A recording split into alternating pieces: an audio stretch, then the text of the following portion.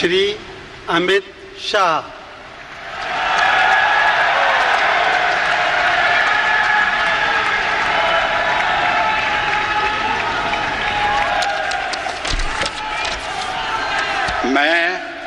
मैं अमित अनिल चंद्र शाह ईश्वर की शपथ लेता हूं कि मैं विधि द्वारा स्थापित भारत के संविधान के प्रति सच्ची श्रद्धा और निष्ठा रखूंगा।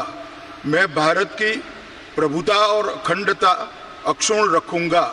मैं संघ के मंत्री के रूप में अपने कर्तव्यों का श्रद्धापूर्वक और शुद्ध अंतःकरण से निर्वहन करूंगा तथा मैं भय या पक्षपात, अनुराग या द्वेष के बिना सभी प्रकार के लोगों के प्रति संविधान और विधि के अनुसार न्याय करूंगा।